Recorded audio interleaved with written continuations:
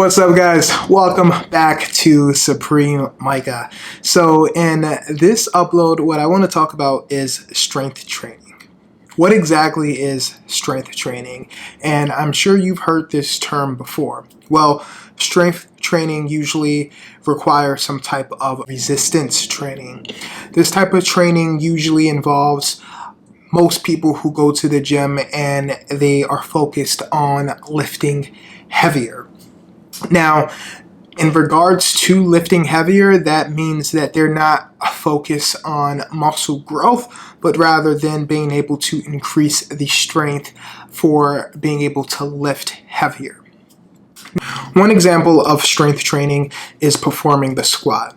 Let's say in your gym session, you are performing the squat, and as you continue your reps and your sets, you continuously increase your weight and you're setting a max. You want to continue lifting heavier each time. Now, generally speaking, most people won't squat their max right out the gate as soon as they start. They usually work their way up there, and you'll probably see this often in regards to people who are strength training. So now this can be done within one gym session, multiple gym sessions, and that can range between days or weeks, even months. Now, before I go further into strength training, what I really wanted to focus on before moving on was resistance training. Resistance training, defined by emedicinehealth.com, outlines that resistance training is any exercise that contracts the muscle with resistance with a purpose to gain strength, muscle, mass, tone, or endurance. So that means strength training includes resistance training. Now I want to turn the attention back to strength training. Strength training should be considered different from that of bodybuilding. And the reasoning behind that is because from what I've been able to read up on, when someone is solely focused on strength training, there's a few different things that affects them differently in regards to their appearance.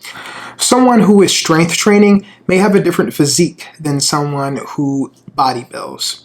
They may look a little bit bulkier, their muscles may not be as defined, and they most certainly may not look as strong as someone who is bodybuilding. I'm going to touch on bodybuilding shortly, but I don't want to focus on that mainly right now in this video. Bodybuilding usually focuses more on being able to grow your muscles and have them more visible, and a lot of that can contribute to what you see now in competitions with people competing against the size and how they look in regards to their body and their muscles. Now, anyone out there who's interested in strength training or who may be strength training now, there are definitely some benefits from doing this. So one, from what I can see from MayoClinic.com, it states that some of the advantages would be to develop stronger bones. And from what it says here, it says by stressing your bones, strength training can increase bone density and reduce the risk of injury. Now, from my own personal experience, do I strength train? Sometimes, yes. I definitely say in regards to some of my workout routines, I can definitely say incorporating strength training is a lot of what I like to do, and then sometimes in my workout routines, I'm not strength training. There are plenty of times throughout the year where I'm not focused on lifting heavier, and I'm more of making sure that I can focus on my form, and that I can also focus on that I'm targeting a specific muscle group, entirely being able to make sure I can grow that muscle.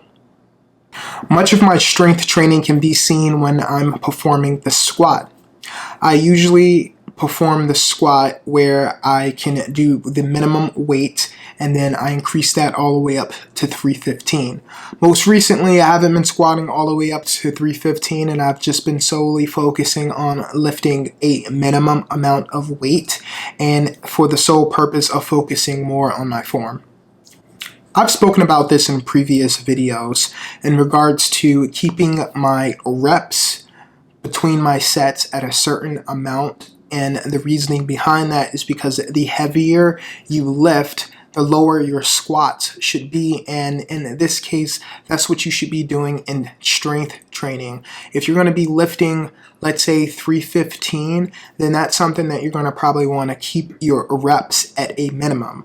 When I'm doing 315 in squats, I am absolutely not trying to put in 10 reps. There's definitely people out there who can perform 10 reps with heavy weight, but it's something that you don't have to do. If your goal is strength training, you can do a minimum of 6. You can go even lower than that. I want to focus again on the difference between someone who strength trains versus bodybuilding. Now, if you focus your attention again on their physique, one of the descriptive terminologies that I used was bulky. Now, if you've ever seen Olympic weightlifting, a lot of the professionals who perform the snatch, for an example, you can see that their body shape is very bulky and they're not fat, but a lot of this has to contribute to them, one, being able to lift heavier, and once again, not solely focus on being able to define the muscle. They're not really concerned more about how they're eating in regards to make sure that they're able to define and show that muscle as compared to someone who's bodybuilding. Anyone who's bodybuilding, they really are more strict in regards to how they eat, in regards to diet, and a lot of that is because of how their muscles are perceived. Many bodybuilders that you see today probably compete in shows, and if they don't compete in shows, they probably at one time did.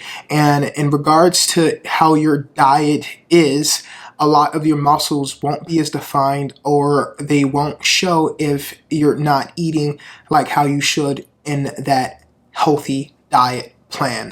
A lot of that plan may include protein and being able to focus solely on training their muscles, those muscle groups, to make them bigger. Bodybuilders focus solely on being able to grow in size. They'll like to have their muscles more visible.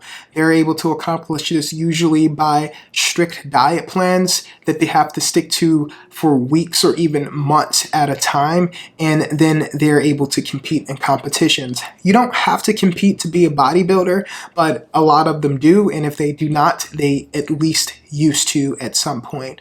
Strength trainers, they don't necessarily eat unhealthy, but a lot of the time, a lot of the reasons why they're bulky is because they're not solely focused on one particular aspect of growing their muscles. They're mainly focused on lifting as much as they can, so they're consuming probably a lot of calories. So I want to focus again on strength training and those who bodybuild. So one of the comparisons that I mentioned before was the physique. So anyone who bodybuilds, they're more focused on being able to show their muscle visibility. A lot of that is achieved through diet and being able to make sure that they can achieve a bigger size and muscle. Now, compared to someone who, let's say, is Olympic training, you will probably see a lot of the guys, for an example, who perform the snatch may seem a little bit bulkier in size, and a lot of those has to do with the way they're training and their diet. Guys, now there are many cases when this may not be true. There could be cases when someone who is strength training may look like a bodybuilder, and someone who's a bodybuilder may look like someone who's strength training. I think it really depends on overall what that person's goals are, maybe down to what they're eating, how they're training, and however they want to be perceived. Guys, I also have a great workout video that I want you to watch, so check this out.